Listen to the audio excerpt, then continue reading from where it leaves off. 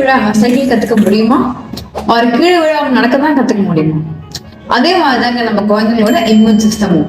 ஒரு இன்ஃபெக்ஷன் வராம அதாலையும் லேர்ன் பண்ணிக்க முடியாது. This is doctor Raghavi, homeopathy consultant. So எல்லா பேரண்ட்ஸுமே எங்கிட்ட ரொம்ப காமனா கேட்கற கொஸ்டின் வந்து, டாக்டர் என் குழந்தைக்கு எவ்ரி மந்த் ஒரு கோல்டு, ஒரு ஃபீவர், ஒரு காஃப் வந்துருது, why it is happening, is is normal? So சில்ட்ரனோட இம்யூன் சிஸ்டம் ரொம்ப ரொம்ப இம்மெச்சூர்.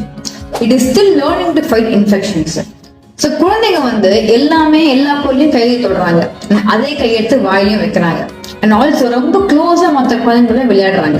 ஸோ இதனாலதான் அவங்களுக்கு ஃப்ரீக்வெண்டா தேர் எக்ஸ்போஸ் வெரி நியூ வைரஸஸ். இந்த மாதிரி ஒரு டைமும் அந்த பாடி வந்து இன்ஃபெக்ஷனை வந்து என்கவுண்டர் பண்ணும்பொழுது உங்க இம்யூனிட்டி வந்து பில்ட் ஆகிட்டே இருக்கு. By process called as memory. So ஃப்ரீக்வெண்டா குழந்தை கோல்டு வர்றதுனால உங்க இம்யூனிட்டி லோன் அர்த்தமே கிடையாது. So to all the anxious parents out there, எப்போ நம்ம சைல்டுக்கு இம்யூனிட்டி லோன் சொல்லணும், அது எப்போ நம்ம அதை பற்றி பயப்படணும், நெக்ஸ்ட் வீடியோ நான் சொல்றேன். Stay tuned. உங்க டவுட்ஸ் இருந்தால் நீங்க கமெண்ட் செக்ஷன் தாராளமா போடலாம்.